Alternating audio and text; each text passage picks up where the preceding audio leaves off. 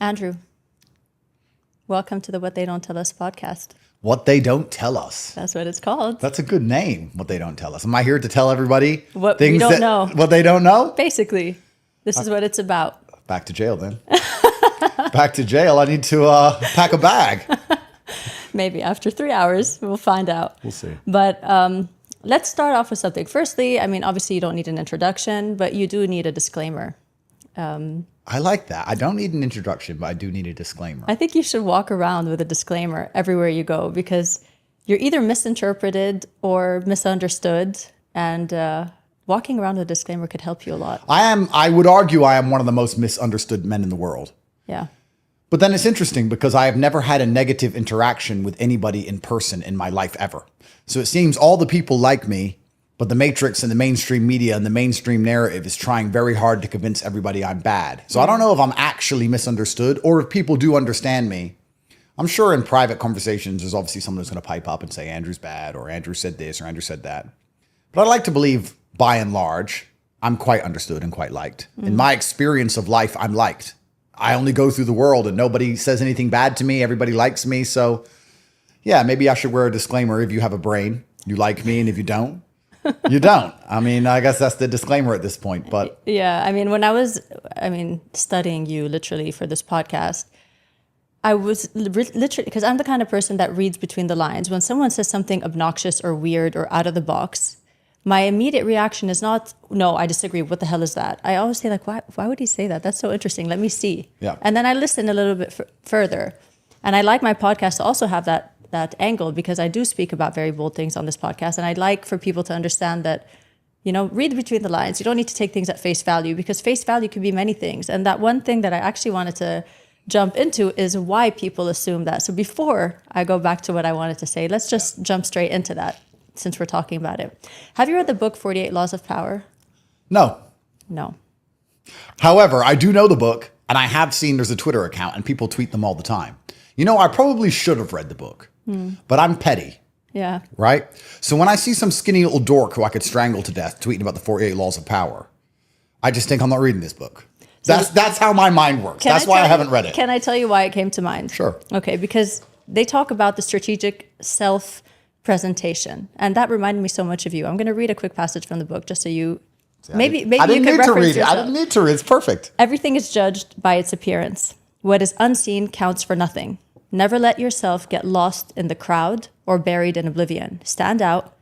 Be conspicuous at all costs. Make yourself a magnet of attention by appearing larger, more colorful, more mysterious than the bland and timid masses.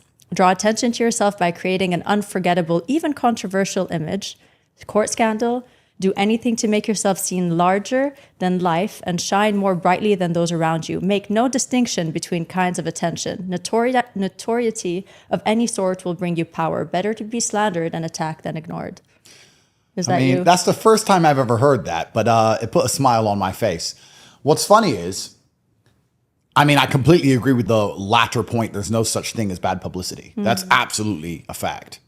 My brother and I walk around now like the Gambino crime family. We didn't have to kill anybody. It's kind of cool. So that's true.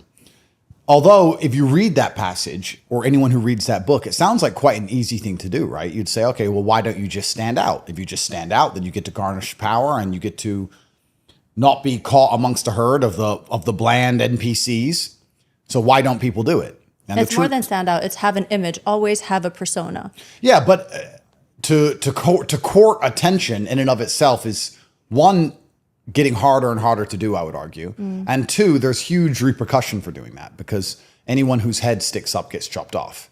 And the reason a lot of people don't do that passage which you read out, it sounds to me, when I hear it, when I analyze it, I say, okay, you're talking about the different ways to obtain power. Making money is difficult. Becoming strong is difficult. Having mental fortitude is difficult. But just stand out and be unique. That's pretty easy. I can put on a shirt and I can run around and, put on a hat. But the reason you can't actually do these things in any significant way is because the system as a whole is going to chop off the head of anybody who stands up and has genuine influence over the population. So, but do you think you're misunderstood because you peacock?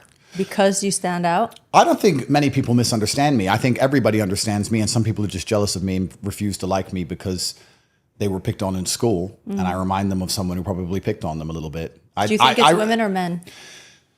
It's a good question. It's really interesting. I mean, I don't want to come across as too arrogant. I know that's a funny thing for me to say, but if I had to genuinely analyze the people who like me and don't like me, it's men who were picked on in school. I mean, I'll be honest. If I was 5'5", I wouldn't be hated.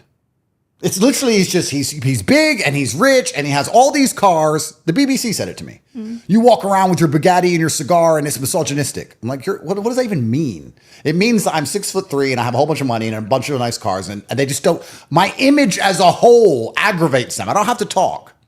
So that's part of it. And then, from women, do women dislike me? I don't know. I'm sure there's some troll somewhere. So I'll tell you from my perspective what I think. I think a lot of men love you.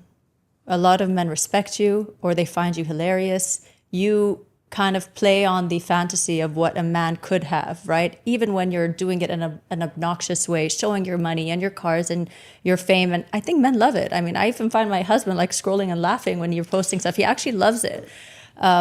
And even when you say bold statements that are maybe shocking or crass, I think a lot of men agree with you, but they're just worried to say it themselves. Well, this is what's interesting because you used a very important word there. You said obnoxious. Being obnoxious with your opinion, and I'm not saying obnoxious with your personality. You can't be societally retarded. But to be obnoxious with an opinion in general is a masculine trait. To sit and say, I've said it this way and that offends you, but I said it this way anyway because I'm not afraid of what you're going to do about what I've said. That's the masculine imperative in the first place. To sit and say, I'm going to talk this way and all 20 of them will get mad, but I can fight all 20 of them, so I don't care. That's the masculine imperative. So a lot of people, men understand it and go, yeah, he pissed everyone off with the way he said it. But that's actually a masculine way to do it. It's very feminine to sit and go, well, I don't want to make you mad, but I think that maybe there could be. Yeah. And that's how they're trying to neuter men in general across the entire Western hemisphere. But they want us to talk and think and act that way. And I refuse to do it, which is why they hate me so much. But I think a lot of men understand that when I'm saying things the way I'm saying them, especially if I'm triggering somebody, that I'm doing it to trigger them. I mean, it does make it a little bit more entertaining to do. That is true. I am a troll to a degree. It is true. But it doesn't mean I don't mean what I say. Yeah. It means I say it in a particular way. Yeah. I mean, would you say that I think you're very intelligent and I think that you know what you're doing when you're saying something in a bold, obnoxious, or headline news kind of way. Yep. And I think that is a major reason why you built a giant following. But now that you have your soldiers, okay, now that you have the platform and the following, do you still feel the need to say things the way you say them? Well, that's what I think, and that's how I think them. How you think them, or is it because you would say a really bold statement instead of saying it in a way that I think everybody agrees with? I mean, many things that I was coming across, I'm like, no, he's right. He's right. And he's right about that too. But would I choose your words? Probably not. Probably not. I agree with you. But that is genuinely how I think of them a lot of the time. That's what comes to my head. And it's now at a point where, do I want to filter in any way? And I believe the primary objective of the attacks against me is simply to try and blunten my edge. That's what they want to do. They didn't want to put me, well, they wanted to put me in jail. They knew they probably wouldn't be able to. They want me to say sorry. They want me to bend. They want me to break.